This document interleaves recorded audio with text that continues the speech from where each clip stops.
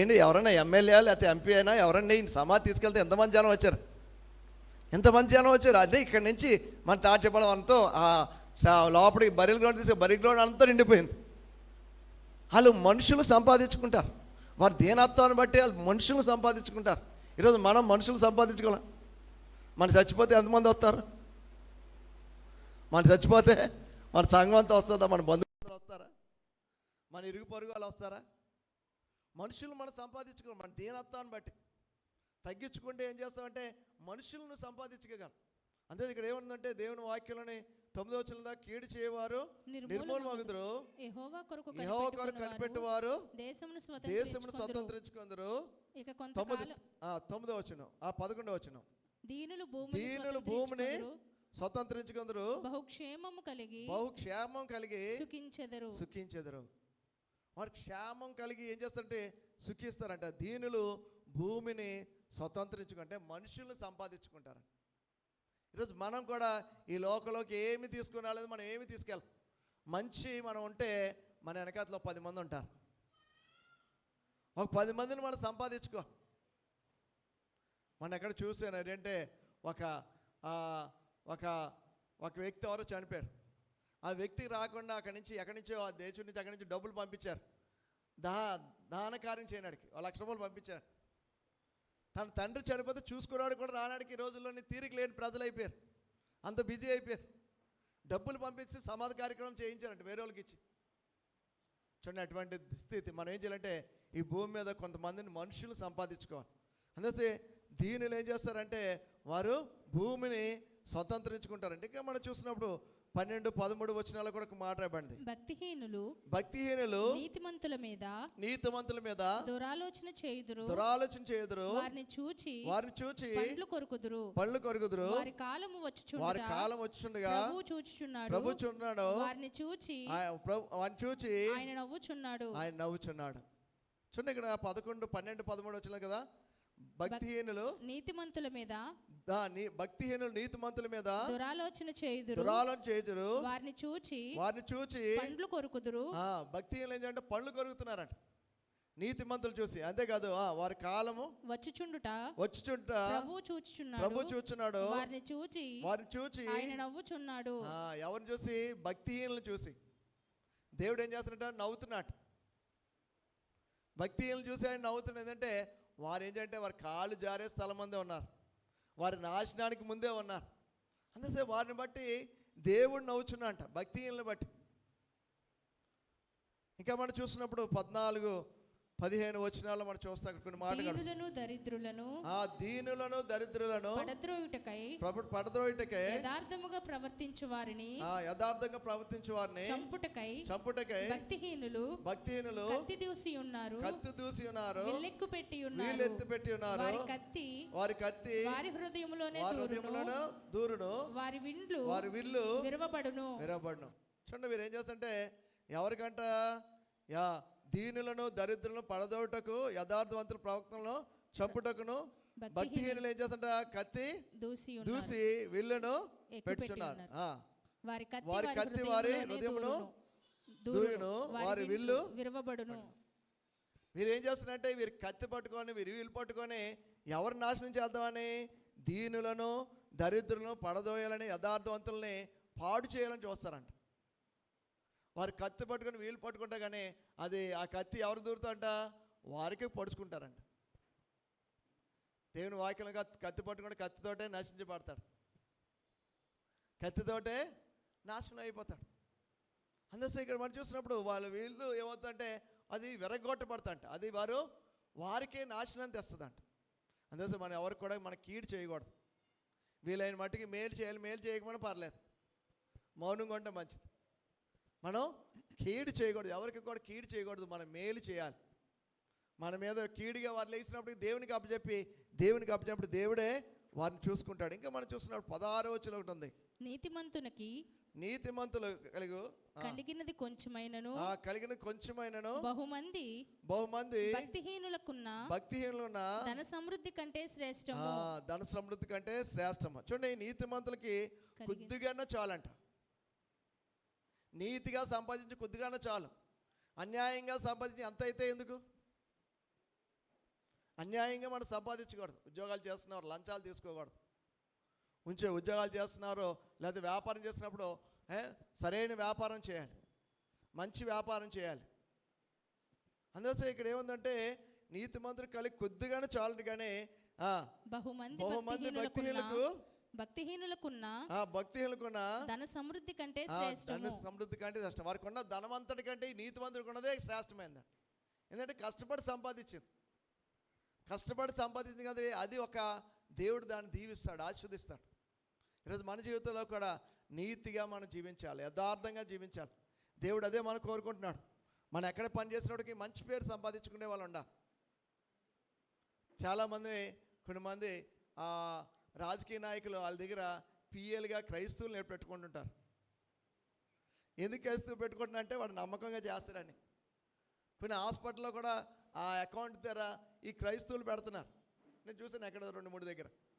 ఎందుకంటే వాళ్ళు నమ్మకంగా చేస్తారని, యథార్థంగా ఉంటారని, డబ్బులు నొక్కేరని వాళ్ళకి తెలుసు.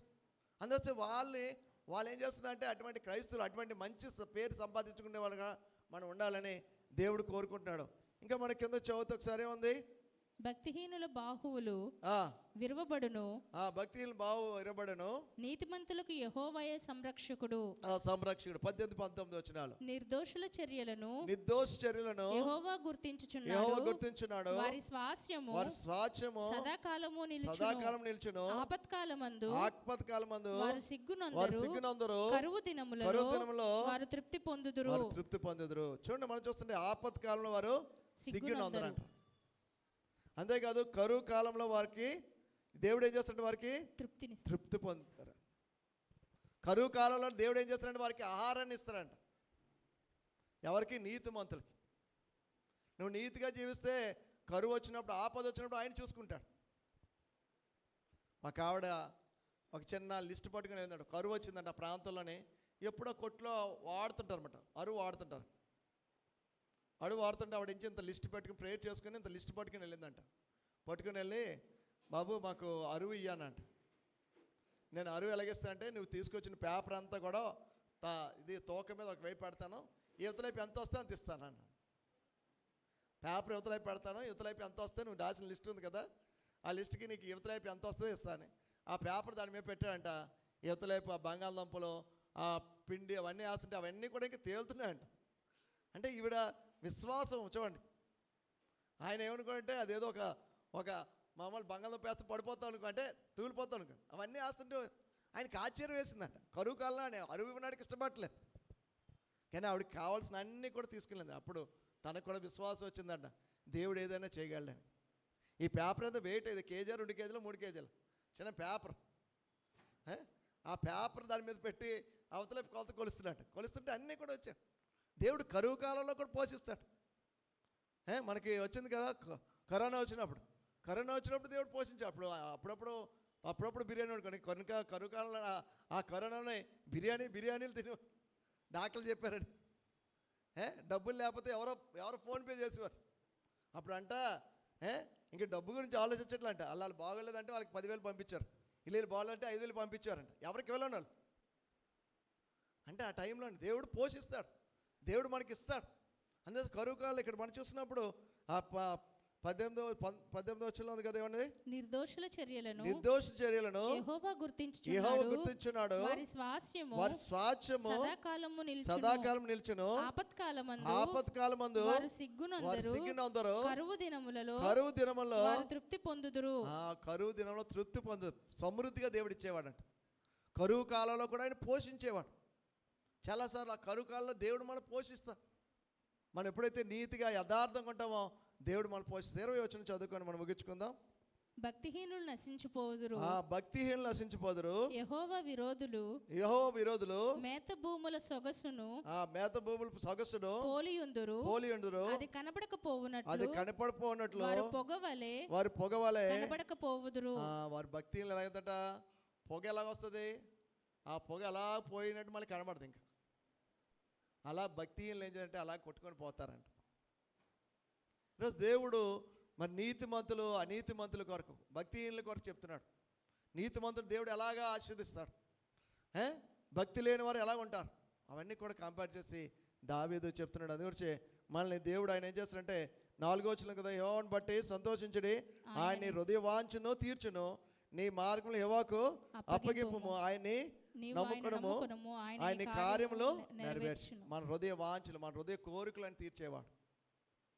నీతివంతులుగా యథార్థవంతులుగా ఉంటే దేవుడు మనల్ని, మన కుటుంబాన్ని, మనల్ని కూడా ఆయన బ్లెస్ చేసే దేవుడు. దేవుడి మాటలు మన వెనుకల్లో దీవించును గాక. ప్రార్థన చేసుకుందాం. ప్రభా తండ్రి నాయనా, యేసయ్యా నీకు వందనాలు ప్రభా. నాయనా ఈ 37వ కీర్తన ద్వారా నువ్వు మాతో మాట్లాడినా నీకు వందనాలు ప్రభా. నాయన నీ వాక్యం ప్రభా మాకు ప్రభా జీవం కలిగజేస్తా ప్రభా. నీతిమంతులు ప్రభా, నాయన భక్తి లేని వారు ఎలా ఉంటారో ప్రభా, నన్ను ఎలా తీర్పు తీరుస్తారు ప్రభా, వారు పొగవలే కనబడకపోతారు ప్రవర్తన నాయన. అవును ప్రవర్తన నాన్న, వారు లేకుండా నువ్వు చేస్తావని వాక్యం చెప్తుంది ప్రభా. నీతిమంతుడైతే నా ప్రభా కరువు కాలంలో కూడా పోషించే దేవుడు అయినందుకు నీకు వందనాలు ప్రభా. విత్తబడిన మాటలు మందరూ ఇలా ఫలింపు చేయమని యేసు పరిశుద్ధ నామములో ప్రార్థన అడుగుచున్నాం తండ్రి. ఆమేన్, ఆమేన్, ఆమేన్. మనది లేచి నిల్చొని కొన్ని నిమిషాలు దేవుని ఆరాధన చేద్దాం, దేవుని స్తుతిద్దాం. అందరూ లేచి నిల్చొని కొన్ని నిమిషాలు దేవుని మహిమపడదాం, దేవుని కనపడదాం.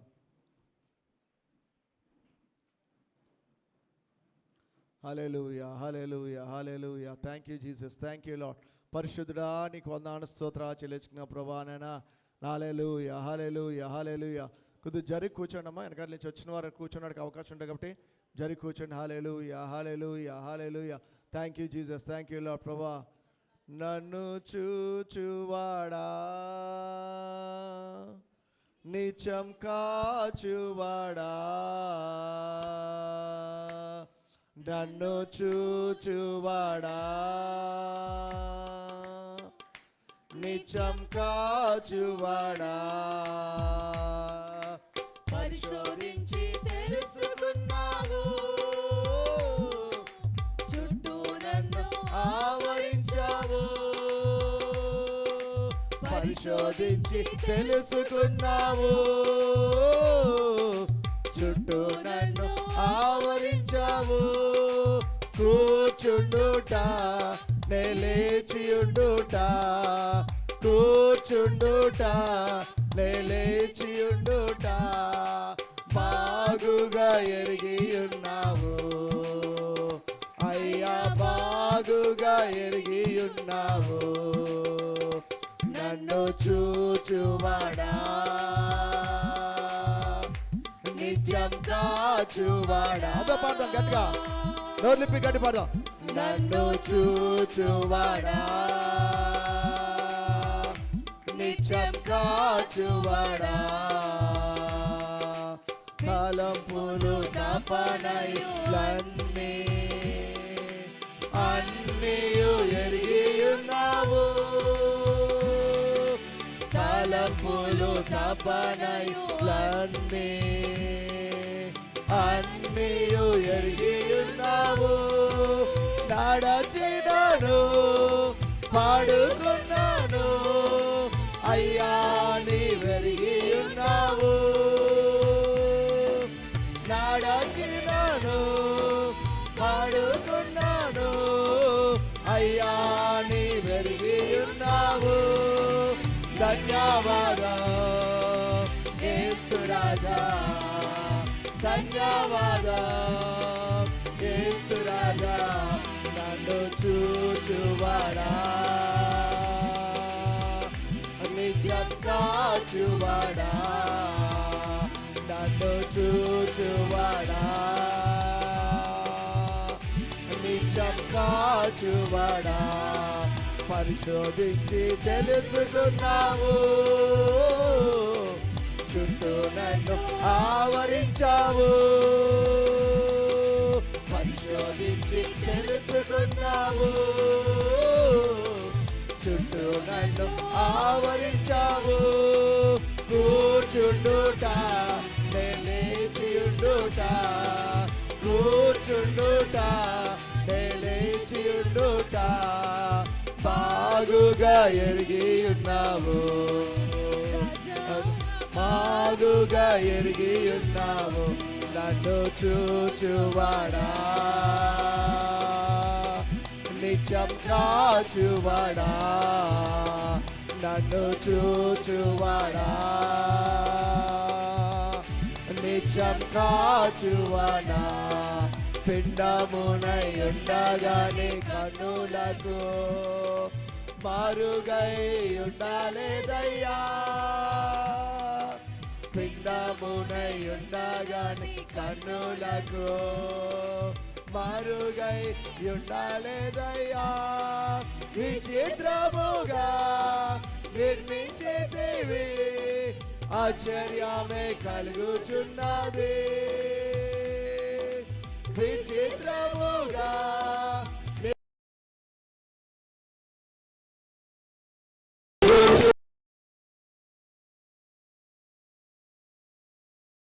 రాజా ధన్యవాద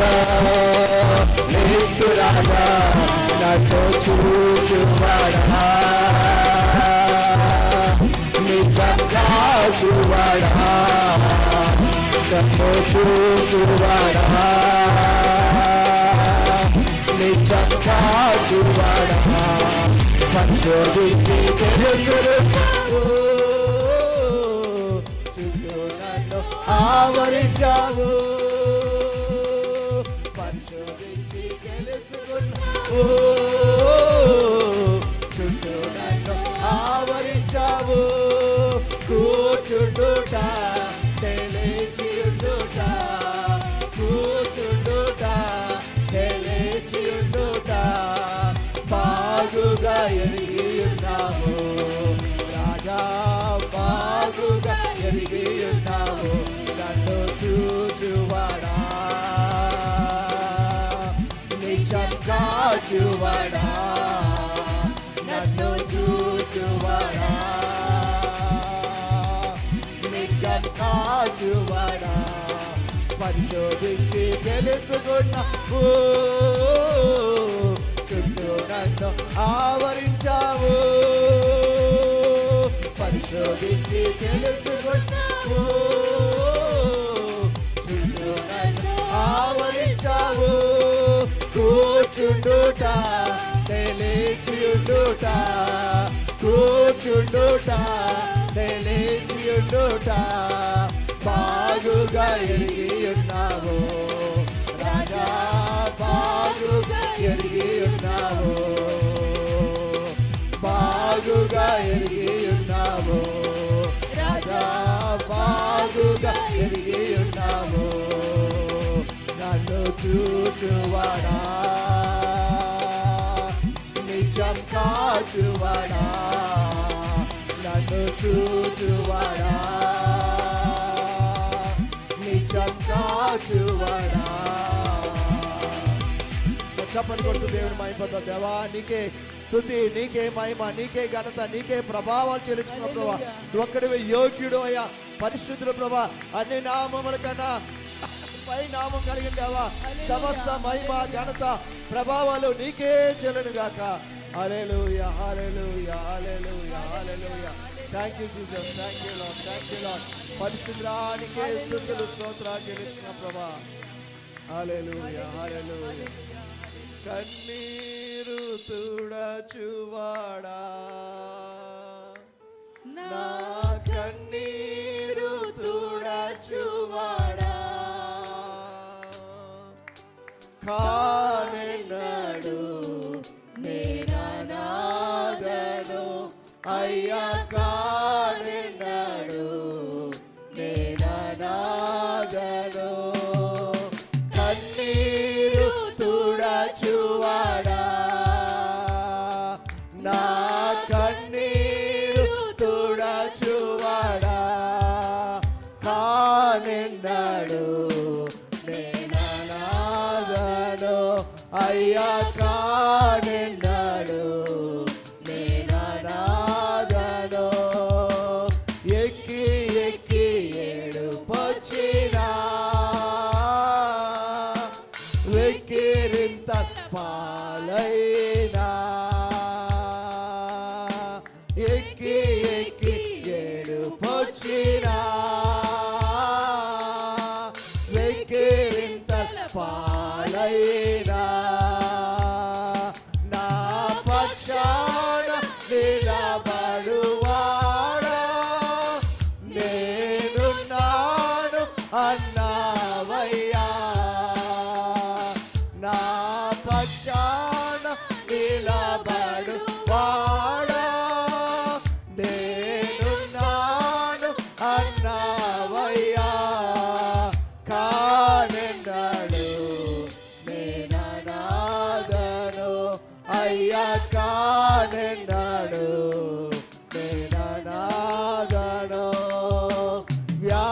బాధలు ఎన్ని వచ్చినా, రోగములతో కుమిలిపోయినా, వ్యాధి బాధలు ఎన్ని వచ్చినా, రోగములతో కుమిలిపోయినా, నా వైద్యుడవు నీవేనయ్యా, నన్ను స్వస్థపరచు వాడవు నీవే, నా వైద్యుడవు నీవేనయ్యా,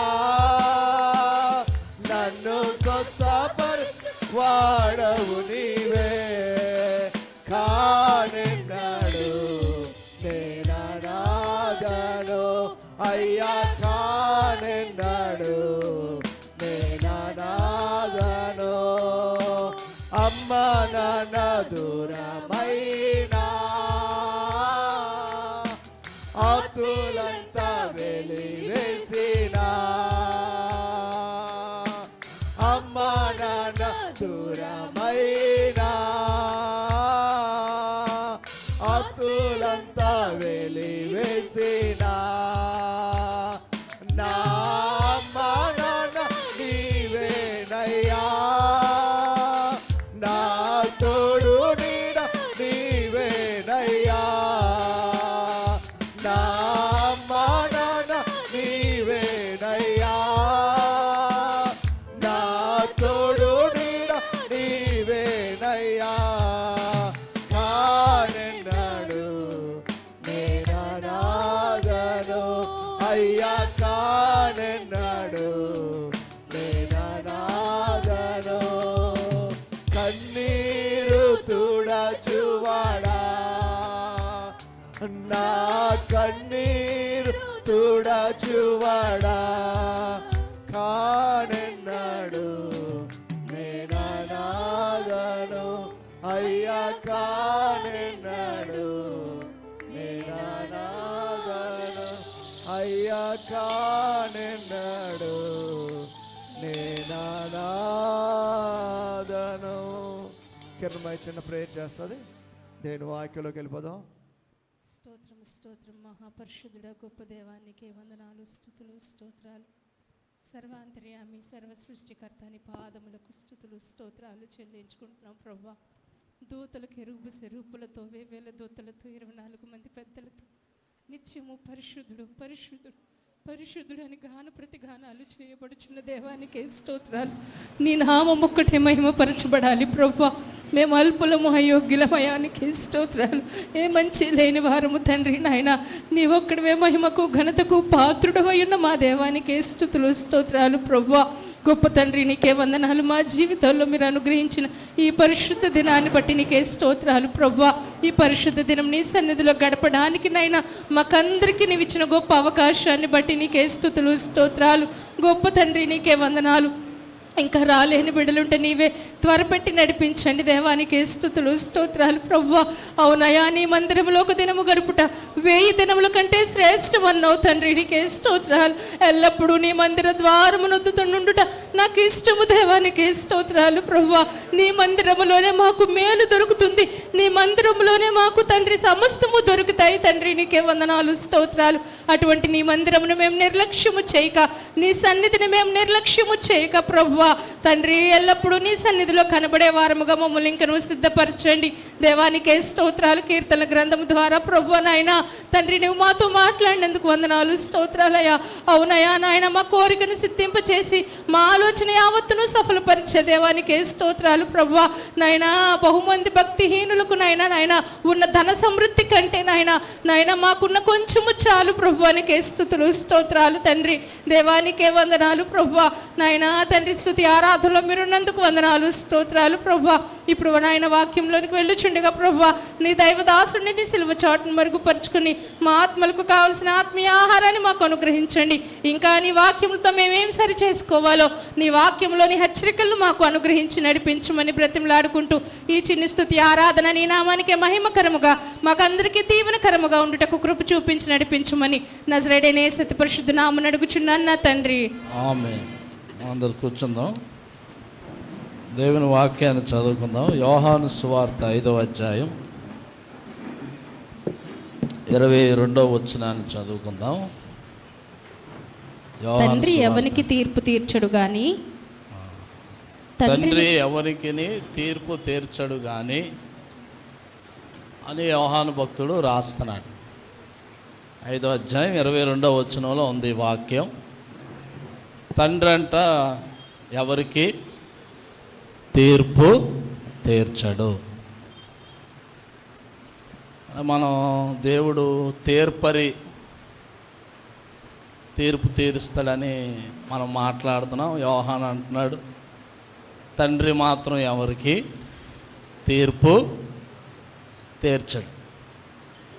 తండ్రి ఎందుకు ఎవరికి తీర్పు తీర్చడంటే ఆయన ఆది నుండి ప్రారంభం నుండి సృష్టి చెయ్యక ముందు నుండి తండ్రి ఒకే స్వభావంతో ఉన్నాడన్నమాట. ఆ స్వభావం ఏంటంటే ఆయన ప్రేమామయుడు. చాలామంది ఈ వాక్యం చదువుతున్నప్పుడు తండ్రి ఎందుకు తీర్పు తీర్చడని ప్రశ్నిస్తే చాలాసేపు ఆలోచిస్తారని ఆన్సర్ చెప్పాను నేను. తండ్రి ఎందుకు తీర్పు తీర్చడు? ఆయన తన పిల్లలైన వారిని ప్రేమించడం తెలుసు కానీ వాళ్ళని శిక్షించడం ఆయనకి తెలియదు. అందుకోసమే యోహాను బాగా గ్రహించి యేసు ప్రభు పలుకుతున్న ఒక మాట చెప్పాడు మాట. ఏమనంటే తండ్రి ఎవనికి తీర్పు తీర్చడు కానీ బట్ తీర్పు తీర్చే బాధ్యత కుమారుడికి ఇచ్చాడని పోయిన వారం నేను జ్ఞాపం చేశాను. తండ్రి తీర్పు తీర్చలేక పాత నిబంధనలో తీర్పు తీర్చినప్పుడు కూడా తండ్రి చాలాసార్లు పశ్చాత్తాపడిపోయి పిల్లలు నాశనం అయిపోతున్నారు, పిల్లలు పాడైపోతున్నారు, నేను నా శిక్ష విధి వలన పిల్లలకి చాలా హాని కలుగుతుందని ఆయన చాలాసార్లు పాత నిబంధనలో పశ్చాత్తాపడిపోయి ఏడ్చినట్లుగా కూడా ఉంది. తండ్రి ఏడ్చినట్టు పిల్లల కోసం ఆయన పశ్చాత్తాపడి ఏడ్చిన సందర్భం ఉందన్నమాట పాత నిబంధన. మీకు అన్నీ తెలుసు. దూతలను పంపించి పిల్లల్ని నాశనం చేస్తున్నప్పుడు కొన్ని సందర్భాల్లో దూత ఎత్తిన కత్తిని కూడా ఆయన ఆపాడు. దూతలు తన పిల్లల్ని నాశనం చేస్తుంటే దూత ఎత్తిన కత్తిని ఆపాడు ఆయన. ప్రభువారు ఎవరికి తండ్రి అయిన దేవుడు ఎవరికి తీర్పు తీర్చడు. Is a loving God.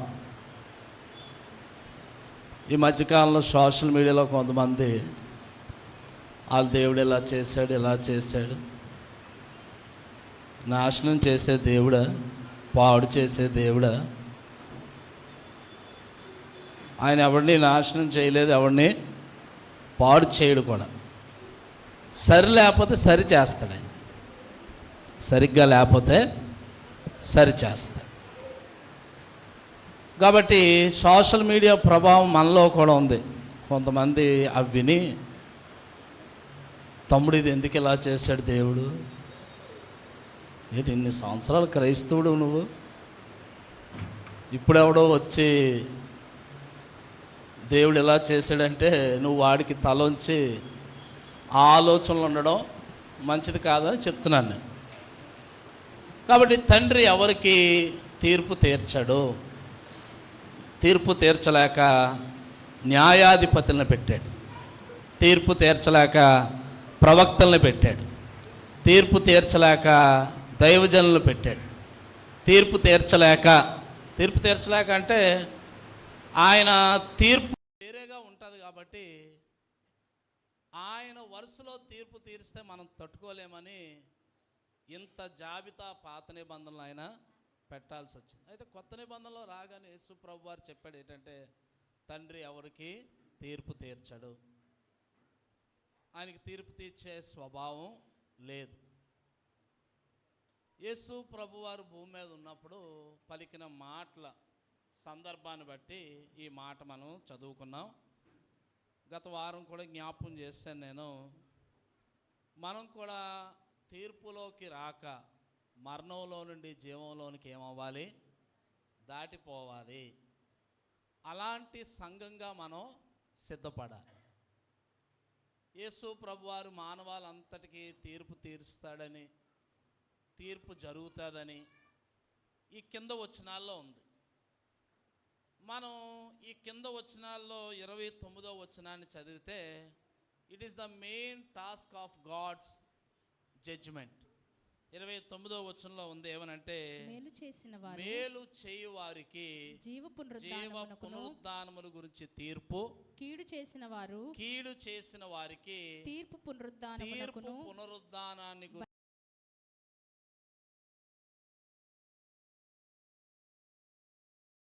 ఉంటాం జడ్జిమెంట్ రోజు తీర్పులో. అయితే మేలు చేసే వారికి దేవుడు తీర్పు వేరేగా చేయబోతున్నాడు. తీర్పు పునరుద్ధానం గురించి, మేలు పునరుద్ధానాల గురించి విభజించాడు దేవుడు. క్రైస్తవుడు కూడా ఇదే మూలం. 29వ వాక్యమే, మేలు చేస్తున్నామా కీడు చేస్తున్నామా. ఇంకా వేరే తీర్పులోకి వెళ్ళడానికి వేరే కొత్త విషయాలు ఏమి మన దగ్గర లేవు. కానీ మేలు చేయడానికి బదులు కీడు చేస్తే తీర్పులోనికి వెళ్తామని నేరుగా యేసు ప్రభువారు పలికిన మాటన భక్తుడు రాస్తాడు. యేసు ప్రభువారు ఇదే 24వ వచనం, నా మాట విని నన్ను పంపిన వాని యందు విశ్వాసం ఉంచువాడు నిత్య జీవం గలవాడు, వాడు తీర్పులోనికి రాక మరణంలో నుంచి జీవంలోనికి ఏమవుతాడు? వాడు దాటి వెళ్ళిపోతాడు. దాటడం, స్టెప్ అవుట్. కాబట్టి తీర్పులోనికి రాక మరణంలో నుంచి జీవంలోనికి దాటిపోయే అంత స్థాయి క్రైస్తత్వం మనలో ఉండాలి. బైబిల్ గ్రంథంలో అంటే చాలా విషయాలు చదువుకోవాలి మనం.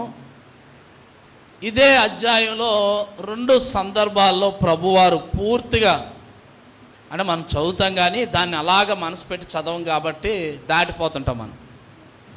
4వ అధ్యాయం సందర్భం ఉంది ఇందులోనే.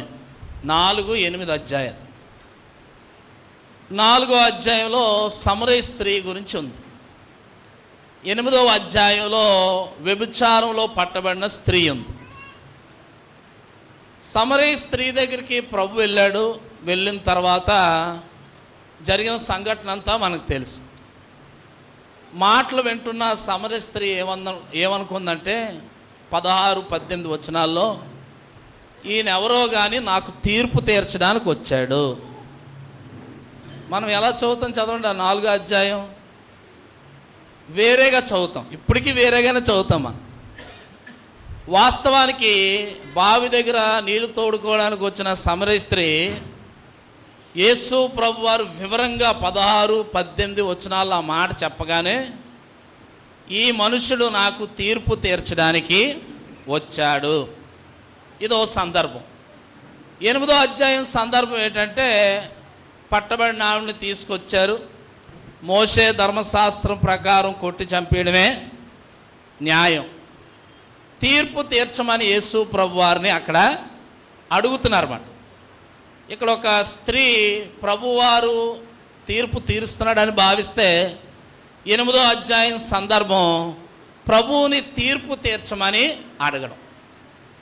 ఈరోజు ఈ సందర్భం మనం మీరు ఇంటికి వెళ్ళాక ఇంకా అందుకే వాక్యం ధ్యానించాలి.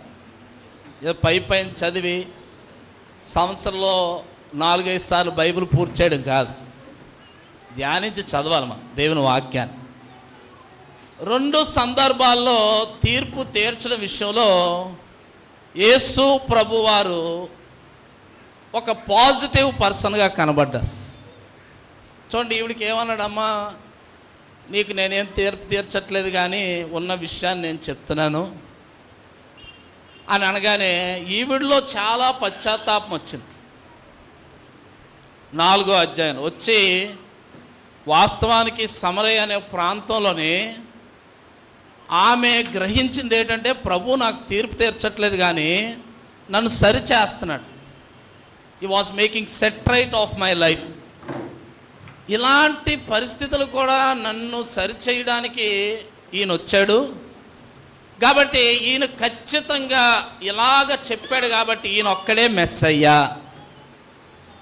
చాలామంది ఆవిడికి తీర్పు తీరుస్తున్నారు ఊర్లో, చాలామంది ఊర్లో ఏం చేస్తున్నారు, ఆవిడికి తీర్పు తీరుస్తున్నారు. కానీ ప్రభువారు తీర్పు చాలా పాజిటివ్గా ఉంది. అదేంటంటే, అమ్మ ఇప్పుడు ఉన్న ఫలంగా నువ్వు నేనిచ్చు నీరు తాగితే, ఈ మధ్య అంతా మనకి విశాఖపట్నంలో నీరు కరువు ఉంది, మాకు 2 రోజులు నీళ్ళు లేవు, మాకు కూడా 2 రోజులు నీళ్ళు లేవు. యాకోబు బావి కూడా అసలు ఎండిపోవడానికి అవకాశం లేదన్నమాట. ఎందుకని, తండ్రి అయిన దేవుడే యాకోబు చెప్పాడు ఏమనంటే, ఈ బావి ఎండిపోతే ఇది యాకోబు బావిగానే పగలే నీరు తోడుకోవడానికి అటు ఇటుగా ఉన్న బావి అది. ఈవిడేంచో మిట్ట మధ్యాహ్నం వచ్చింది. నీరు తోడాలంటే చాలా టైం టేకెన్, చాలా సమయం. ఎందుకంటే అది పగలంతా బాగానే ఉంటుంది, మధ్యాహ్నం ఎండ తాకిడి కొద్దిగా ఎండుతుంది. ఈవిడ నీరు తోడడానికి కూడా కొద్దిగా టఫ్గా ఉంది. అయితే యేసు ప్రభు వారు చెప్పారు ఏంటంటే, నేనిచ్చు నీరు తాగితే ఇంకెప్పటికీ దాహం అనేది ఉండదమ్మా అంటే ఇచ్చేయమంటుంది. ఇచ్చేయమంటే వెంటనే ప్రభువారు చెప్పిన మాటలు విని తన హృదయంలో, ఈయన నీరిచ్చే రకంలా లేదు, తీర్పు తీర్చే రకంలా ఉంది అని భావించిందన్నమాట. భావించినప్పుడు ఆమె అలాగ అనుకుంటుండగా ప్రభువారు తన హృదయం తెరిచినట్లుగా ఆ మాటలు 16, 18, 19, 20 వాక్యాల్లో చదివినప్పుడు మనకు తెలుస్తుంది. ఆవిడ హృదయం తెరుచుకొని, సాధారణంగా అలాంటి మాటలు పలకగానే ఎవడి హృదయం తెరవబడదు. కానీ ఆమెకు ఒక ఆశ ఉంది ఏంటంటే, ఫర్ ఎవర్ లాస్టింగ్ థర్స్ట్, దాహం తీరిపోయే ఒక రోజు, ఇంకా మళ్ళీ నీరు జోలికి వెళ్ళని రోజు ఒకటి రావాలని భావించుకొని తన మనసులోనికి ఇది తీర్పు కాదు, నన్ను సరిచేయడం అని భావించి తనలాగా నశించిపోతున్న తన గ్రామాన్నంతా ప్రభు దగ్గరికి తీసుకొని రాగలిగింది. తనలాగే సమరయ్య అనే గ్రామం గురించి ఆ ప్రభువారు అంటే మిట్ట మధ్యాహ్నం ఆ ఒక్కడిని పట్టుకున్నాడు. కానీ ఈవిడెళ్ళి అలాంటి కేటగిరీ ఉన్న వాళ్ళందరినీ తీసుకొని వచ్చింది. మనమేమనుకుంటామంటే ఊరంతా అలాగే ఉంది. సమరయ్యల పద్ధతి, విధానం, ఆచారాలు అన్నీ వేరు, వారి జీవిత విధానం కూడా వేరు. వారందరినీ తీసుకొని వచ్చింది. నా జీవితాన్ని బాగు చేసిన మెస్సయ్య ఎక్కడున్నాడు? మన గ్రామంలోనే ఉన్నాడు. వచ్చిన వారు అందరూ కూడా రక్షింపబడిన అనుభవంలో ఉన్నట్లుగా మనం చూస్తాం. 8వ అధ్యాయంలో కూడా పట్టబడిన స్త్రీ కోసం మనందరూ తెలిసిన విషయాలే, కొంత విషయాలు నేను చెప్పే అసలైన ప్రాముఖ్యమైన విషయం ఉంది కాబట్టి దాని గురించి మాట్లాడుకొని ముగించుకుందాం. 8వ అధ్యాయంలో కూడా ఆ స్త్రీని తీసుకొచ్చారు, అందరి చేతిలో రాళ్ళు ఉన్నాయి, మనంతా తెలిసిన విషయం. కానీ ఓ సందర్భం చెప్తున్నాను అంతే, నేను జ్ఞాపకం చేస్తున్నాను. రాళ్ళు ఉన్నాయి, యేసు ప్రభు కొట్టే అంటే వెంటనే రాళ్ళతో కొట్టి చంపేయడానికి వాళ్ళందరూ రాయి ఎత్తుకొని సిద్ధంగా ఉంటే ప్రభువారు నేలకు వంగి చక్కగా గీతలు గీసి ఒక్కొక్కడు చరిత్ర రాస్తాడు. చరిత్ర రాయడం అంటే తీర్పు తీరుస్తున్నాడు అన్నమాట. ఇది జ్ఞాపకం పెట్టుకోవాలి మీరు. మన కింద ఒంగోనే కథ రాస్తున్నాడంటే అక్కడ ఉన్న వాళ్ళందరూ కథ రాయడం ప్రారంభించాడు ప్రభు. అరే బాగానే ఉందిరా, బాలే పట్టుకొచ్చారు ఈవిడ్ని, రాళ్ళు బాగానే ఎత్తారు కానీ ఉండండి అని కథ రాస్తూ ఒక మాట అన్నాడు. ఏ మాట? మీలో ఇప్పుడు ఎవడైనా ఇప్పుడు వరకు ఎలాంటి పాపం చెయ్యకపోతే, అమ్మమ్మ మన జాతకం ఎక్కడ రాస్తున్నాడు? మట్టిలో రాస్తున్నాడు. వాళ్ళందరికీ పిల్లలు మొదలుకొని పెద్ద ముసలోడు వరకు రాళ్ళు కొట్టుకొని వచ్చారంటే మామూలు విషయం కాదు అది. ఇప్పుడు నేల కొంగిన యేసుప్రభు ఏం రాస్తున్నాడు? ఒక్కొక్కడు కథ అంటే తీర్పు తీర్చడం. ఒరే ఈవిడికి భలే తీర్పు తీర్చడానికి వచ్చారా రాళ్ళన్నీ పట్టుకొని, రండి మీకు ఒక్కొక్కడి కథ నేను రాస్తానని ఏం చేశాడు? ఒక గడి గీసాడు. ఆయన గడి గీసి ఒక్కొక్కడు మనసులోకి వచ్చింది, అరే మనం ఈవిడి కథ గురించి ఆలోచిస్తున్నాం కానీ మన కథ కిందని రాస్తున్నాడు. యేసు ప్రభు వారు మన కథ ఎక్కడ రాస్తున్నాడు? కిందని రాస్తున్నాడు. కాబట్టి మీలో ఎవరు పాపం చేయలేదో మొదట రాయ అక్కడ మొదట వేయడానికి ఒకే ఒక వ్యక్తికి అవకాశం ఉంది, మన ప్రభు వారికి. మొదట రాయి వేయడానికి ఎవరికి అవకాశం ఉంది? మన ప్రభు వారికి. యేసు ప్రభు వారు తీర్పు తీర్చుట విషయంలో నాకు మనసులో ఒక మాట వచ్చింది. ఆయన తన జీవితంలోని మనుషుల్ని నెగ్గాడు అనిపించింది. అవుట్ ఆఫ్ హిస్ జడ్జ్మెంట్ ఈ విన్ ద పీపుల్. మనం ఈరోజు తీర్పు తీర్చేవారుగా ఉంటే మనం మనుషుల్ని నెగ్గేలాగా ఉన్నామా, మనుషుల్ని పడగొట్టేలాగా ఉన్నామో చూసుకోవాలి. మనుషుల్ని ప్రభు కొరకు గెలిచేవారుగా ఉన్నామో, ప్రభువు నుంచి వారు దూరం అయిపోయేలాగా ఉన్నామో మనం ఏం చేయాలి చూసుకో. అది కుటుంబంలో అవ్వచ్చు, సంఘంలో అవ్వచ్చు, ఊర్లో అవ్వచ్చు. అంటే మనకి యేసు ప్రభు వారికి తీర్పు తీర్చే విధానం గురించి చెప్తున్నాను. యేసు ప్రభు వారు తీర్పు తీర్చాడు కానీ మనుషుల్ని మాత్రం నెగ్గే. అందుకే యేసు ప్రభువే నమ్మకంగా ఈ పని చేయగలడని తండ్రి తీర్పు తీర్చకుండా తీర్పు విషయంలో పూర్తి బాధ్యత యేసు ప్రభు వారికి అప్పచెప్పాడని జ్ఞాపకం చేస్తున్నాను. మనం కూడా మన జీవితంలోని మనుషులకి ఉత్తుత్తునే తీర్పు తీర్చడం మనం అలవాటు చేసుకోకూడదు. యేసు ప్రభు వారే మనుషుల్ని సంపాదించుకోండి కొరకు, తండ్రి తన పిల్లల్ని సంపాదించు రీతిగా ఒక తీర్పరిగా మంచి స్వభావంతో ఉన్నప్పుడు మనకు కూడా అలాంటి మంచి స్వభావాలు ఏమవ్వాలి, ఏలుబడి చేయాలి. ప్రభు ఎవరికి తీర్పు తీర్చడు, తండ్రి అయిన దేవుడు ఎవరికి తీర్పు తీర్చడు, కానీ కుమారుడికి బాధ్యత ఆయన అప్పగించిన సందర్భాన్ని మనం జ్ఞాపకం చేసుకుంటున్నాం. 4వ అధ్యాయం 8వ అధ్యాయం తీర్పు గురించి అయినా కానీ యేసు ప్రభు వారు తన తీర్పులో ప్రజల్ని ప్రభు వద్దకు, తండ్రి వద్దకు చేర్చిన సందర్భాన్ని మనం జ్ఞాపకం చేసుకుంటాం. యోహాను సువార్త 6వ అధ్యాయం, ఇదే 6వ అధ్యాయం 40వ వచనం 47వ వచనాన్ని మనం చదువుదాం. 47 వచనాలా? కుమారుని చూచి ఆయన యందు విశ్వాసముంచు ప్రతివాడు నిత్య జీవము పొందుటయే నా తండ్రి చిత్తము అంచె దినమున నేను వారిని లేపెద. 47వ వచనం చదువుదాం. విశ్వసించువాడే నిత్య జీవము గలవాడు. సమరయ స్త్రీ, అమ్మా నమ్ముతున్నావు అంటే నమ్ముతున్నాను అంది. అమ్మా నిన్ను శిక్షించడానికి నాకు అధికారం ఉన్నా నువ్వు మళ్ళీ ఎన్నడూ శిక్షార్హురాలుగా ఉండవు అని అనగానే ఇద్దరు స్త్రీల్లోని ఒక స్వభావం కలిగి ఉన్నారు. ఏంటంటే తండ్రి అయిన దేవుడు పంపిన కుమారుడిగా, మెస్సయ్యగా వారిరువురు కూడా యేసు క్రీస్తు ప్రభునందు విశ్వసించారు. అంటే ఇంకో మాటలో చెప్పాలంటే they trusted God, they believed God. ఎంతగా నమ్మారంటే ఇలాంటి స్థితిలో మేము మరణించినా ఇప్పుడు ఇన్ని కనుగొన్నాం కాబట్టి చనిపోతే మేము నిత్య జీవంలో ఉంటాం. పాపంలో పట్టబడిన వారు ఒక క్షణ రెప్పపాటులో వారిలో కలిగిన విశ్వాసం ఏంటంటే ఇఫ్ దే డై, వాళ్ళు అక్కడక్కడే ప్రభు కళ్ళ ముందే చనిపోయినా they have a eternal life. కానీ ఈరోజు నేను ఎందుకు ఈ మాట చెప్తాను, ఎన్ని సంవత్సరాలు ప్రభువుని సేవించే క్రైస్తవులుగా మనం ఉన్నా ఇంకా ఎటర్నల్ లైఫ్ గురించి క్లారిటీ లేదు మనకి. నిత్యత్వం గురించి ఇంకా ఏం లేదు మనకి. 40 సంవత్సరాల అనుభవం కలిగిన ఒక క్రైస్తవుడిని మధ్య ఓ మాట సందర్భం వచ్చి అడిగితే, అంకుల్ మనం ఇప్పుడు చనిపోతే పరలోకం వెళ్ళిపోతాం కదంటే, ఏ కొద్ది డౌట్ బాబు. అదే 40 సంవత్సరాలు ప్రభుత్వం నడిచి ఈరోజు చనిపోతానంటే పెద్ద ఆయన అంటున్నాడు ఏంటంటే డౌట్. అంటే ఎటర్నల్ లైఫ్ గురించి క్లారిటీ లేదు మనకి. నిత్యత్వంలో ఉంటామని ఏం లేదు, క్లారిటీ లేదు. అంటే క్లారిటీ లేదంటే ఇంకా లోన్ ఏదో ఉంది. ప్రభువుని ఈ ఇద్దరు స్త్రీలు విశ్వసించినంతగా, వెంబడించినంతగా ఇంకా మనలో ఎక్కడో తడబాటు. అందుకోసమే మనం ప్రభువుని సేవించిన వారు అప్పుడే కనుగొన్నారండి. అప్పటికప్పుడే ప్రభువుని చూడడం, ఈయన మెస్సయ్య, ఈయన వల్లే మనకు నిత్య జీవం ఉంది.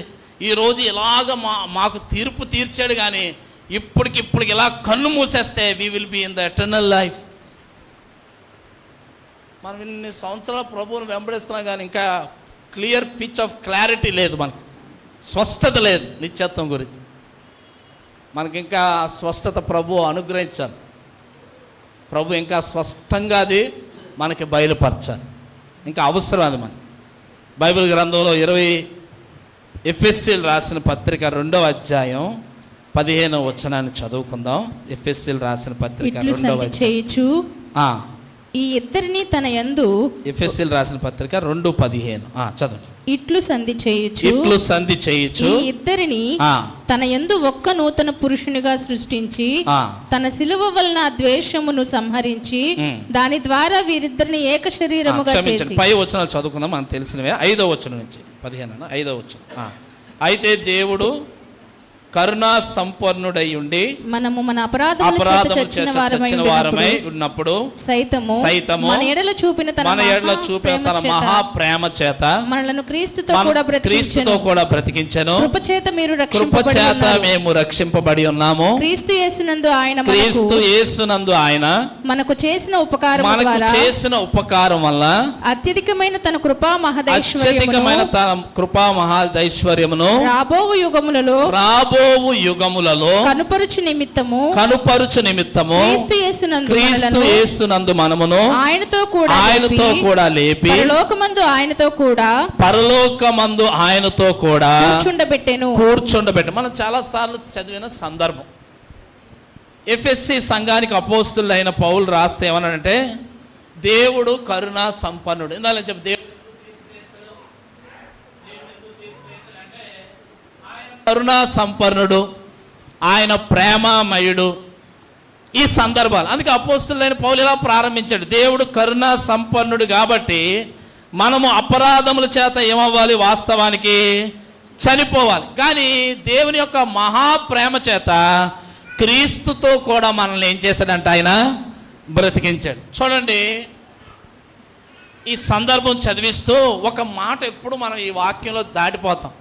6వ వచనంలో ఉంది ఏమనంటే, క్రీస్తు యేసునందు మనకు చేసిన ఉపకారం ద్వారా అధికమైన తన కృపా మహదైశ్వర్యం వల్ల రాబోవు యుగములోనే కనుపరుచు నిమిత్తము. నేను ఇక్కడ ఒకసారి ఆగి, దేవుడు చాలా కరుణామయుడు, కృపామయుడు, దయామయుడు, క్రీస్తుతో కూడా మనం లేపాడు, మనం నశించిపోవాలి, అంతమైపోవాలి, కానీ దేవుడు మహాకృప మనల్ని ఆవరించింది అని నేను భావిస్తున్నప్పుడు ఈ మాట నన్ను ఒక్కసారి ఆపిందన్నమాట. ఏమని ఆపిందంటే, అసలు క్రీస్తు యేసు ప్రభువుని కలిగి ఉన్న మనము ఏ ఉపకారం ద్వారా, ఏ మేలు ద్వారా, ఇందాక అక్కడ జ్ఞాపకం చేశాను, మేలు చేయువారు ఏ పునరుద్ధానంలోకి వెళ్తారు. దేని వలన మనం ఈరోజు ఏ ఉపకారం చేశామని మనం తీర్పులోనికి రాకుండా నిత్యత్వంలోనికి అడుగు పెట్టడానికి, మన జీవితంలోని కృప గురించి చాలా బాగా మాట్లాడుకుంటాం. నేను మళ్ళీ రోమిలు రాసిన పత్రిక 11వ అధ్యాయాన్ని జ్ఞాపకం చాలా ఒక ఏడాది క్రితం ధ్యానం చేసినట్టు నాకు గుర్తుంది. మనం కృప వలన బ్రతుకుతున్నాం, లేదా కృప గురించి చాలా పాటలు పాడుతున్నాం. కానీ భక్తుడు ఏమంటున్నాడంటే, ఈ కృప అంట రాబోవు తరములో మనకి కనుపరుస్తుందంట. ఎప్పుడు మనం ఉపకారం చేసినప్పుడు, మేలు చేసినప్పుడు.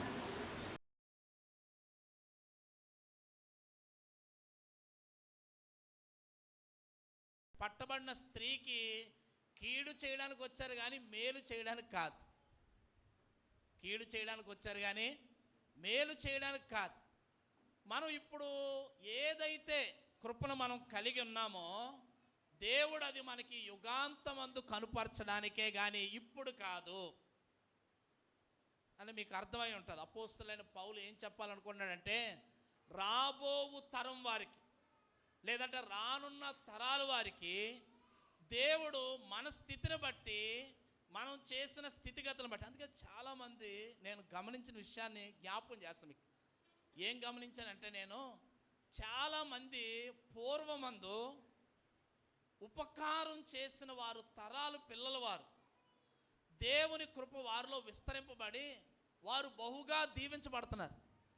కానీ పూర్వ తరముల్లోని మేలు చేయలేని వారు, అంటే ఇక్కడ నించొని చాలా విషయాలు జ్ఞాపకం చేయాలన్నమాట. ఇప్పుడు మేలు చేయని వారి తరం, వారి పిల్లలు, ఇప్పుడు వారు దేవుని కృప విస్తరింపబడలేదు. వాళ్ళకి వీళ్ళేంచో ఫస్ట్ క్లాస్ AK1 ఆఫీసర్గా రిటైర్డ్ అయిన ఈయన పిల్లలు వారి జీవితంలో ఉపకారం చేయలేదు కాబట్టి, ఎవరికి మేలు చేయలేదు కాబట్టి, ఇప్పుడు వాళ్ళ పిల్లలు ఈ క్లాస్ 4 వెళ్ళి ఎక్కడో ట్రాక్ మ్యాన్ల కింద. అంటే మనం దేవుని పిల్లలుగా మన తరాలు వారిగా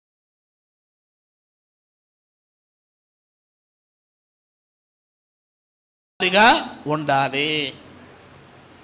అంటే నువ్వు ఇప్పుడు లైఫ్లోని ఎలాగైతే బ్రతుకుతావో, ఎంత ఉపకారిగా అయితే బ్రతుకుతావో, రాబోతున్న తరాలు వారికి ఈ మాట ఎప్పుడు తప్పిపోతాం మనం. అంచేపు ఏంటంటే ఈ కృపయే ఈ పాటలు పాడడంతో సరిపడేస్తున్నాం మనం కదా. ఈ పాటలు పాడడంతో సరిపడేస్తున్నాం. అసలు కృప విస్తరించేవాడు కుటుంబం, ఇల్లు ఎలాగుంటుంది? చాలా భిన్నంగా ఉంటుంది. దేవుని కృప విస్తరించే కుటుంబం నేనేమంటానంటే సౌఖ్యంగా, సుఖంగా, నెమ్మదిగా, ఆరోగ్యంగా, ఏ బలహీనతలు ఏలుబడి చేయకుండా దేవుని కృప వారి కుటుంబంలో విస్తరించిందనే విషయం వర్షనే వేరు. కానీ మనం కృప చేత రక్షింపడ్డాం కాబట్టి కృప గురించి పాటలు రాయాలి. ఈ మధ్య ఒక ఆయన ఓ పాట రాశారు. ఆయనకి కోవిడ్లోని ఒక 3 నెలలు హాస్పిటల్ ఉన్నా ఆయన మనసులో ఏమనుకుంటాడంటే కృప గురించే పాట. ఇది కృప వల్ల మంచిదే, కృప వల్ల దేవుడు కనికరపడి కరుణా సంపన్నుడు కాబట్టి కాస్త ఆ ఎక్స్టెండెడ్లో నుంచి బయటకు వచ్చి ఉండొచ్చు హాస్పిటల్ నుంచి. అంత మాత్రానే మన జీవితంలో కృప విస్తరించబడిపోతుందని కాదు. చాలామంది కోవిడ్ గురించి ఏం చెప్పారంటే ఉగ్రత అండి అన్నారు చాలామంది. అంటే మనం ఎందులో దాటి వచ్చినట్లు, ఉగ్రతలో నుంచి దాటి వచ్చినట్టు మనం. దేవుని బిడ్డలుగా, క్రైస్తవులుగా ఈరోజు ఎవరికి అపకారం చేయకపోయినా, ఉపకారం చేయకపోయినా పర్లేదు, కానీ అపకారం ఎవరికి చేయకూడదు. మన జీవితంలో కృప విస్తరింపబడాలి అంటే మాత్రం కృప కృప కృప కృప అని పాడితే కృప ఏం విస్తరించబడిపోదు మనకి. నువ్వు కృపకి, ఉపకారానికి చాలా దగ్గర అటాచ్మెంట్ ఉందని జ్ఞాపకం చేది వాక్యం ద్వారా. నేను మన లైఫ్లోని ఉపకారం లేకుండా అపకారం, తీర్పు తీర్చడం. అపకారం అంటే ఏంటి? నా దృష్టిలో తీర్పు తీర్చడం అన్నమాట మనుషులకి. అలా అదే చేయబోయారు 8వ అధ్యాయంలో.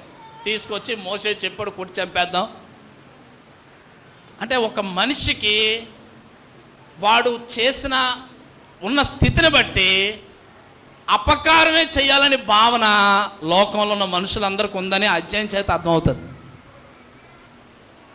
దేవుని బిడ్డలుగా మన జీవితంలో కృప విస్తరింపబడాలి అన్నవారు మంచిదే, కృప కావాలి. నా కుటుంబంలో ఈరోజు తెల్లారు లేచి ప్రభా నీవు కృప లేనిదే నేను నా పిల్లలు బ్రతకలేం ప్రభా, ఈరోజు ఆదివారం అవనే, సోమవారం అవనే, మంగళవారం ఏ రోజు అవనే, కృప విస్తరించబడకపోతే ఈరోజు రోజు గడవదు ప్రభు అన్నవారు ఒకే ఒక విషయం నేర్చుకోవాలి. ఏంటంటే ఉపకారం. మేలు చేయకపోయినా పర్లేదు కానీ ఎవరికి కీడు చేయొద్దు అంటాడు దావీదు. మేలు చేయకపోయినా పర్లేదు కానీ ఎవరికి కీడు చేయకు. మనం కీడు చేయడానికి వీటికి వాటికి మధ్య జరిగేదే, మేలుకి కీడికి మధ్య జరిగేదే తీర్పు.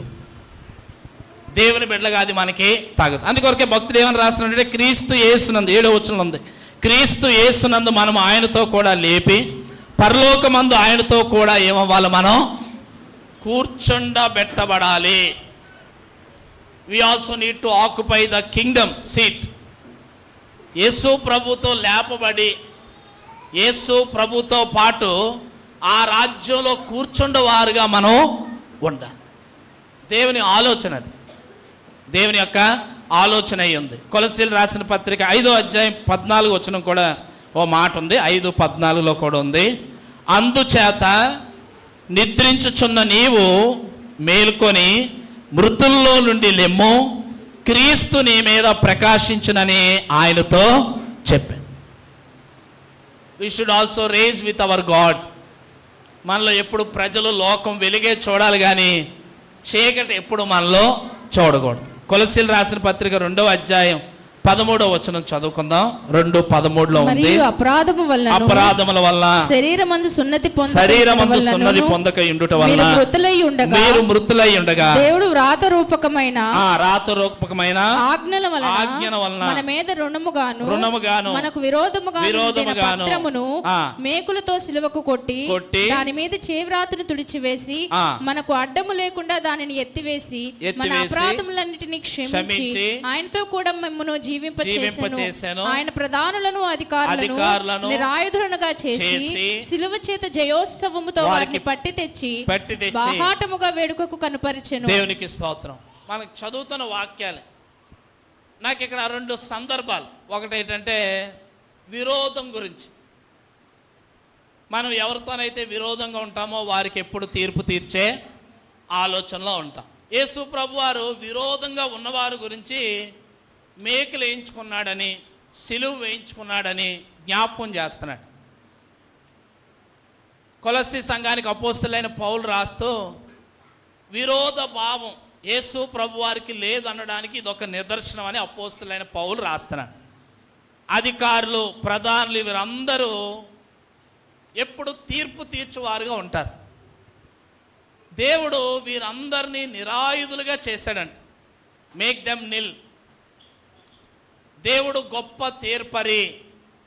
దేవుడు తీర్పు తీరిస్తే దానికి తాళగలిగే వ్యక్తి కానీ, సమాజం కానీ, అధికారం కానీ ఏది నిలబడదు. దేవుడు తలుచుకొని ఒక్కసారి తీర్పు ప్రారంభించాడంటే మనం ఏ సందర్భం చూసుకున్నా దేవుని దగ్గర నిలబడగలిగే సృష్టే కానీ, మానవుడే కానీ ఎవడు తాళ్ళేడు సరిపోడు. కానీ విరోధంగా ఉండి విరోధులైన వారి గురించి పక్షాన భక్తుడు రాస్తున్న మాట ఏంటంటే ప్రభువారు విరోధులు అయిన వారి గురించి సిలువ మీద కెక్కి మేకులు కొట్టించుకో ఎంత ప్రాసెస్ చేయాల్సి వచ్చింది. ఆయన ఎంత ప్రక్రియ ప్రభు చేయాల్సి వచ్చింది. కానీ మనం ఎవడైనా విరోధి కనబడితే చూడండి, మన దృష్టికి క్రైస్తవులు అయ్యాం కానీ, ప్రభువుని సేవిస్తున్నాం కానీ, ఎవడైనా విరోధి కనబడితే మనకేం స్వభావం వస్తుందంటే వెంటనే వాడికి తీర్పు తీర్చే స్వభావం. కానీ ప్రభువారు అలాగ చేయలేదని జ్ఞాపకం చేస్తున్నాడు. ప్రభువారు అలా చేయలేదు కాబట్టి నిన్ను నన్ను ఆయన జయించువారుగా దేవుడు చేశాడు. దేవునికి స్తోత్రం. మనం ఒక మనిషిని నెగ్గడం కొరకు, అదే ప్రభువారిలో ఏం చూసి నేర్చుకోవాలంటే ఓ సమరయ స్త్రీని తండ్రి దగ్గర చేర్చిన విషయంలో, వ్యభిచారంలో పట్టబడిన స్త్రీని తిరిగి తండ్రి దగ్గరికి చేర్చిన విషయంలో జీసస్ వాజ్ సో విక్టోరియస్. అందుకే ఈ మాట చదివించాను. ఏమయ్యాడంటే యేసు ప్రభు వారు ఒక్క మాటలో తేల్చి చెప్పాడు. ఏమనంటే సిలువ చేత జయోత్సాహంతో వారిని బట్టి తెచ్చి, వారిని పట్టి తెచ్చి. చాలా మంచి మాట. సిలువ చేత జయోత్సాహంతో యేసు ప్రభు వారు ఏం చేశారంట? వారిని పట్టి తెచ్చి. మనం ఎంతమందిని ఇంట్లో భర్తనే తేలేం గుడికి, ఇంట్లో పిల్లల్నే తేలేం గుడికి. పట్టి తెచ్చి. ఎప్పుడో వెళ్ళిపోయాడండి దేవుడిని వదిలేసి. ఆడిని ఇప్పుడు పట్టి తేలేం మనం. ఓ కబుర్ల మీద బలి చెప్తాం మనం, కృపయే కృపయే.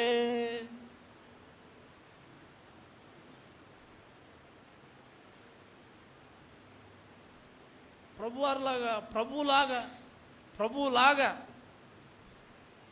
ఉత్తనే మనుషులకు తీర్పు తీర్చడం అలవాటు అయిపోయింది. కాబట్టి ఇప్పుడు ఎవరిని పట్టి తెచ్చా ఇంక అయిపోయింది, వెళ్ళిపోయాడు. అటు చచ్చిపోయేటప్పుడు వాళ్ళు ఏడ్చేసి నరకానికి వెళ్ళిపోయి ఉంటాడు. నేను వెళ్ళి చూసి వచ్చేవాడు నరకానికి వెళ్ళడం.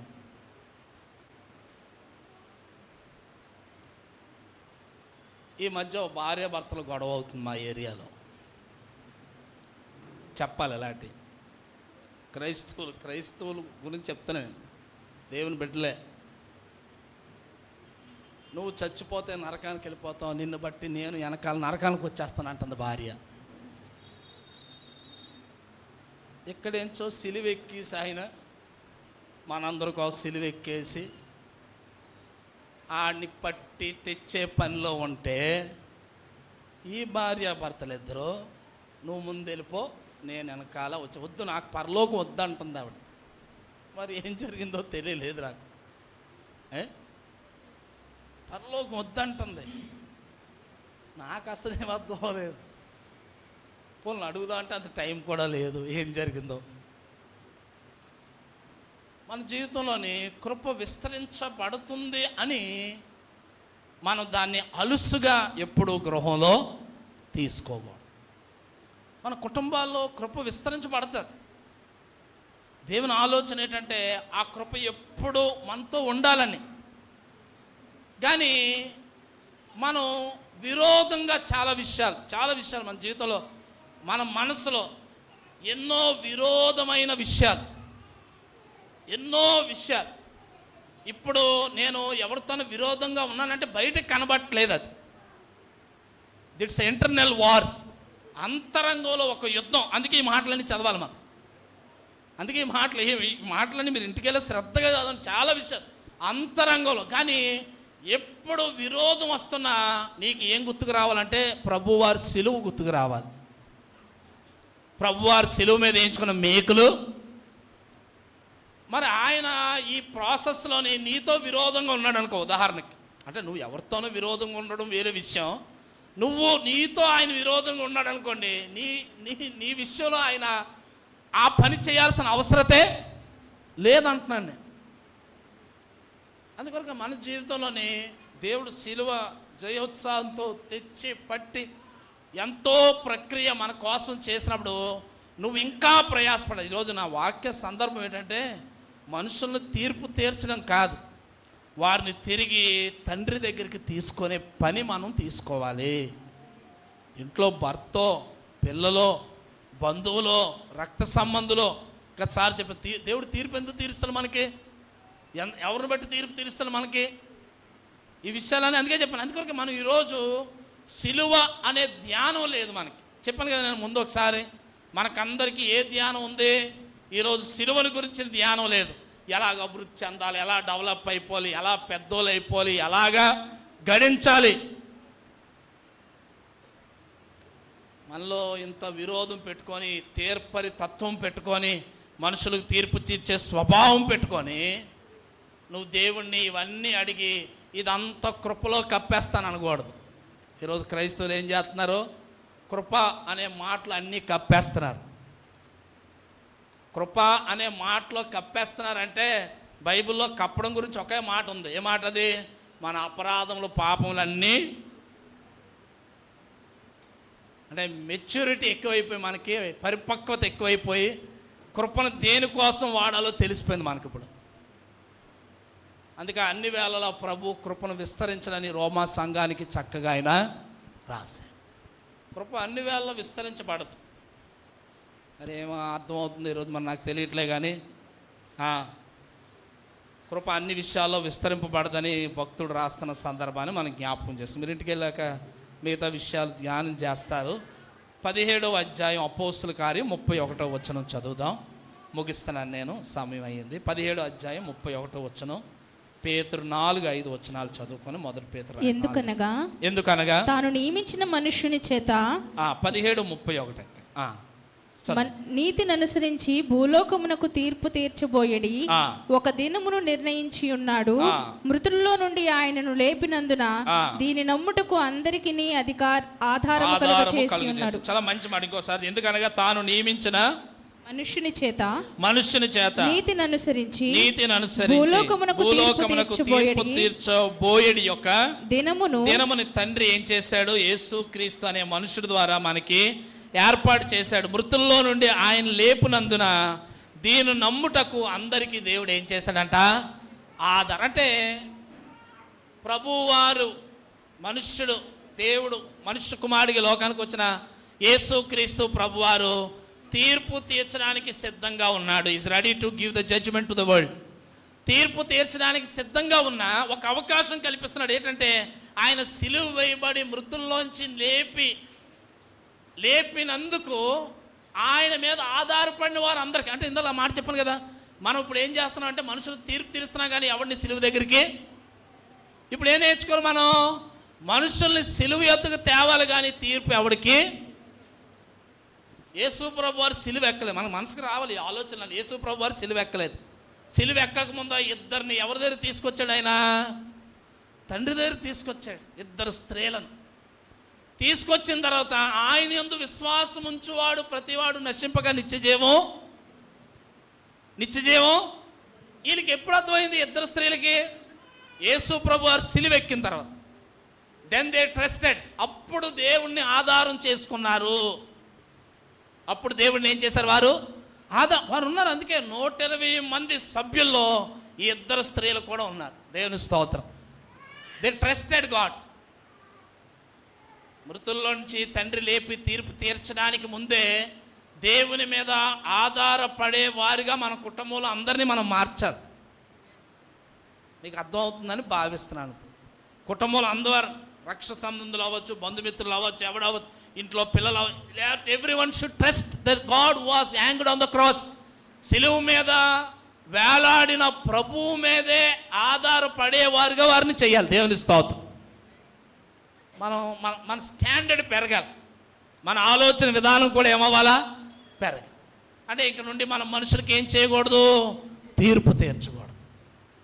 నీకు తీర్పు తీర్చాలనే మనసు వచ్చినప్పుడల్లా దేవుడు చూసుకుంటాడు. కాబట్టి నేను మనుషుల్ని సిలువ దగ్గరికి చేర్చాలి. మన ప్రయాస అదై ఉండాలి. మొదటి పేతురు రాసిన పత్రిక 4:5 4:5 మొదటి పేతురు రాసిన, ముగిస్తున్నాను నేను. సజీవులకును మృతులకును తీర్పు తీర్చుటకు సిద్ధముగా ఉన్నవానికి వారు ఉత్తరవాదులై ఉన్నారు. మృతుల శరీర విషయంలో మానవరీత్యా తీర్పు పొందినట్లును ఆత్మ విషయంలో దేవుని బట్టి జీవించినట్లు వారు కూడా సువార్త ఏమవ్వాలి? ప్రకటింపబడాలి. మళ్ళీ ఒకసారి చదువు. సజీవులకు మృతులకు తీర్పు తీర్చడానికి సిద్ధముగా ఉన్నవానికి వారు ఉత్తరవాదు. ఎవరంటే ఉత్తరవాదులు అంటే ఎవరు? మనమే. మర్చిపోకూడదు. సజీవులకు మృతులకు తీర్పు తీర్చడానికి యేసు ప్రభు వారు సిద్ధంగా ఉన్నాడు. కాబట్టి ఎవరిని బట్టి తీర్పు తీరుస్తాడు దేవుడు? నేను చెప్పాను. ఉత్తరవాదులుగా మనం ఎవరెవరి విషయంలో ఉంటాం? పాస్టర్ గారి విషయం, భర్త అయితే భార్య విషయంలో, భార్య అయితే భర్త విషయంలో, పిల్లలైతే తల్లిదండ్రుల విషయంలో, తల్లిదండ్రులు అయితే పిల్లల విషయంలో, బంధువులు అయితే రక్త సంబంధులు అయితే ఎవరైతే ఏంటి, ప్రతి ఒక్కరి విషయంలో నువ్వు ఉత్తరవాదిగా నిలబడే రోజు అది. కాబట్టి వారందరికీ ఏం వినిపించబడాలంటాడు 6వ వచనంలో? సత్య సువార్త ప్రకటింపబడాలి. నేను ఇంట్లో ఉండి ఇంట్లో వాళ్ళకి రక్త సంబంధులు బంధుమిత్రులకి సువార్త చేయలేదంటే వారి విషయంలో నేను ఏమవుతాను? ఉత్తరవాదిగా మారుతాను. అందుకే 6వ వచనంలో కొనసాగించాడు. ఏమని? మృతుల శరీర విషయంలో మానవ రీతిగా తీర్పు పొందినట్లుగా ఆత్మ విషయంలో దేవుని బట్టి జీవించినట్లుగా వారికి కూడా ఏమందించబడాలి? సువార్త. That gospel should be spread to our home. That hour gospel should to spread to our neighbours. ప్రతి ఒక్కరికి కూడా. ఈరోజు ఆ పని చేయటంలో మనం వెనుక అయిపోయాం. ఎందుకంటే ఊరోళ్ళందరికీ తీర్పు తీర్చే స్వభావం ఉంటే నువ్వు వాడికేం సువార్త చెప్తావు? ఒక పాస్టర్ గారు తెలిసిన చాలా సంవత్సరం చిన్నతనంలో ఉండేవాడు. ఆయన ఊరోళ్ళందరూ సంచి తగిలించుకుని ఊరోళ్ళందరినీ తిట్టేసి ఊరు దాటేసాక సువార్త ప్రకటించేవాడు. ఆయన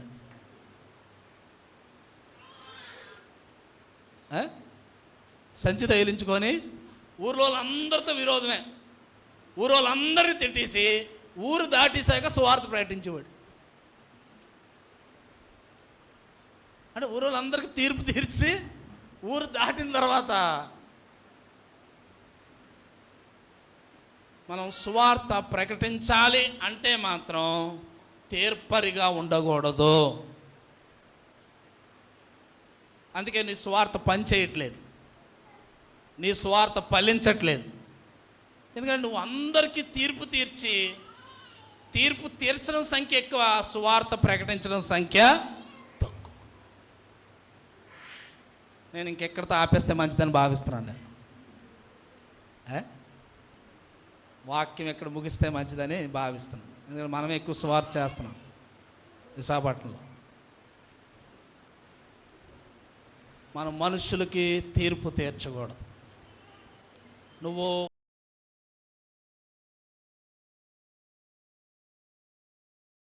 తీర్చుగా వాడుగా ఉంటే నీకు కృప ఎందుకు విస్తరింపబడాలి? మనం స్వార్థ చేయడం వల్ల కృప విస్తరింపబడుతుంది మనకి. మనకి ఎలా కావలిస్తే అలా వాక్యాన్ని అనువర్చుకోకూడదు ఎప్పుడు మనం. నువ్వు ఇతరులకి తీర్పు తీర్చు బద్ధుడివై లేవు కాబట్టి వారిని ఖచ్చితంగా సువార్త యొద్దకు, సిలువ యొద్దకు తీసుకొని రావాల్సిన బాధ్యత నీ మీద ఉంది. మనం ఈ బాధ్యతలు సరిగ్గా ఏం చేయట్లేదు, నిర్వర్తించట్లేదు. చూడండి, మనం ఏ కొత్త విషయాలు ఏం చెప్పాలి? బైబిల్ చదివి బైబిల్లో విషయాలు ఏం చేస్తున్నాం? మనం ధ్యానం చేస్తున్నాం. అందుకోసం భక్తులు ఇలాగా ముగిస్తున్నాడు. ఏమనంటే, మనం సువార్త ప్రకటించబద్ధులమై ఉంటే మాత్రం ఖచ్చితంగా మృతుల శరీర విషయంలో మానవ రీతిగా తీర్పు పొందు నిమిత్తం ఆత్మ విషయంలో నువ్వు చాలా మందికి జీవాన్ని ఇవ్వాల్సిన, యేసు ప్రభు వారు మనకు జీవం ఇచ్చాడు. నేనే మార్గం, సత్యం, జీవం అన్నాడు. నువ్వు జీవం పొందుకున్నావు. నువ్వు మనుషులకు తీర్పు తీర్చకుండా ఎంతమందికి జీవాన్ని ఇస్తున్నావు? నువ్వు అసలు మనుషులు తీర్పు తీర్చడంలోనే వాడిని జీవించనవట్లేదు, నువ్వు చనిపోయేలాగా చేస్తున్నావు. మరణించి ఆత్మీయంగా you are making him to die. మనుషులకి తీర్పు తీర్చడం వల్ల వాడిని మనం ఉన్న పలంగానే సమాధి చేసేస్తున్నామని అర్థం. కానీ అయినా మన స్వభావం దాని గురించే, నేను చెప్పేదే కరెక్ట్. నీ మనసు ఇంకెప్పుడు నేను చెప్పేదే కరెక్ట్. మనుషులకు తీర్పు తీర్చదు నువ్వు. ఎందుకంటే తీర్పు తీర్చడం వల్ల ఒకడిని సజీవుడిగా కాకుండా మృతుడిగా నువ్వేం చేస్తున్నావు? మారుస్తున్నావు. అందుకనికే మన సువార్త ఫలించలేదు అన్నాను, క్షమించాలి. మన సువార్తలు ఏమవ్వట్లేదు, ఫలించట్లేదు. కొత్తగా ఆత్మలు ఎవడు రావట్లేదు, మనమే ఉంటున్నాం గుడిలో. కొత్తగా ఇంట్లో వాళ్ళే రావట్లేదు గుడికి, బంధువులే రావట్లేదు గుడికి. మన ప్రభావం, మన ఎఫెక్ట్ వాళ్ళ మీద, మన ఎఫెక్ట్ వాళ్ళ మీద లేదని జ్ఞాపకం చేస్తున్నాను. అందుకొరకే భక్తుడు అంటున్నాడు, తండ్రి అవనికి తీర్పు తీర్చదు. ఆ బాధ్యత అంతా యేసు ప్రభు వారికి. ఎందుకంటే యేసు ప్రభు వారు తీర్పు తీర్చాడు, కానీ మనుషుల్ని నెగ్గి పట్టి తెచ్చే పనిలో ఉన్నాడు. కానీ అందుకే ఆ మాట చదివించాం కొలస్సీలో. ఆయన ఏం చేశాడంట? సిలువ జయోత్సవంతో పట్టి, మనమే ఉండి పట్టి తెస్తున్నాం. ఈరోజు పట్టి తేవడం సంగతి అలా వదిలేస్తే అండి పాతేస్తున్నాం మనం. క్షమించండి మాట వాడినది. నిలువుగా ఏం చేస్తున్నాం? మనం వారిని ముంచేస్తున్నాం అనాలి. దేవుని బిడ్డలుగా ఇది మనకి తగదు. దేవుని సంఘం ఎప్పుడూ కూడా ప్రభు మనసు కలిగి ఉండాలి. దేవునికి స్తోత్రం. ప్రభు మనసు కలిగి ఉండాలి. ప్రభువులాగా మరికొందరిని ఆడు ఏ స్థితిలో నశించిపోయినా నీ మాటల చేత పట్టబడి వాడు సిలువ యొద్దకు రావాలి. నీ యొద్దకు వచ్చినా కష్టమే, కానీ సిలువ యొద్దకు వచ్చేవారుగా వారిని చేయాలి. కాబట్టి ప్రభువారు మేలు చేయు వారి యొక్క తీర్పులోనికి మనల్ని నడిపించాలి. నేను కొనసాగిస్తాను ఈ వాక్యం. 29వ వచనాన్ని ధ్యానం చేద్దాం. కాబట్టి మనం తీర్పరులై ఉంటే మాత్రం న్యాయబద్ధమైన తీర్పు తీర్చువారుగా దేవుడు మనల్ని చేసి బలపరిచి నడిపించునుగాక. ఆమె. కళ్ళు మూసుకుందాం. వీళ్ళ మాటల కొరకు మనం ప్రార్థన చేసుకుందాం. ప్రభా తండ్రి నాయన యేసయ్యా నీకు వందనాలు స్తోత్రాలు చెల్లించుకున్నాం ప్రభా. ఇంతవరకు ప్రభా నీ మాటల ద్వారా మాతోటి ప్రభా మేతలు తీర్పు తీర్చుకుంటూ ఉండేలాగా మమ్మల్ని చేయండి ప్రభుత్వ. ఎత్తుబడిన మాటలు మా అందరి హృదయాలు ఫలింపు చేయండి ప్రభుత్వ. అలాగే ప్రభా బైబిల్ పాఠంలో మీరు నడిపించిన నీకు వంద ప్రభా, పాటలు స్తుతి ఆరాధనలో మీరు నడిపించినందుకు వందనాలు స్తోత్రాలు చెల్లించుకున్నాం ప్రభా. అలాగే ప్రభా నా అనారోగ్య బిడ్డలకు ప్రభా మీరు ముట్టి స్వస్థపరచండి ప్రభా. గారి మీ స్త్రీలు మీరు జ్ఞాపకం చేసుకోండి ప్రభుత్వ. అలాగే ప్రభా మరి మా ఇండియా దేశంలో వేరు ప్రాంతాల్లో విదేశాల్లో ఉన్న బిడ్డల కొరకు ప్రాణం చేస్తున్నాం. వారు ఎక్కడ ఉండడానికి నాయన మా మార్గం జీవించినట్టు సాయం చేయండి ప్రభా. బిడ్డలు వారు చదువుతుండగా వారికి మంచి జ్ఞానంతో నింపి నడిపించండి ప్రభుత్వ. ఈ ఆరాధనకు ఆదరించి అంతవరకు నుండి మీరు నడిపించినందుకు నీకే వందనాలు స్తోత్రాలు చెల్లించుకుంటూ యేసు పరిశుద్ధ నామములో ప్రార్థన నడుచున్నాం తండ్రి. ఆమేన్. యేసు రక్తమే జయం, సిలువ రక్తమే జయం. యేసు నాడు సంపూర్ణ విజయం కలుగును గాక. ఆమేన్. సమయంలో అనౌన్స్మెంట్స్. మరి సుప్రియ వచ్చి ఒక ప్రత్యేక పాట పాడు.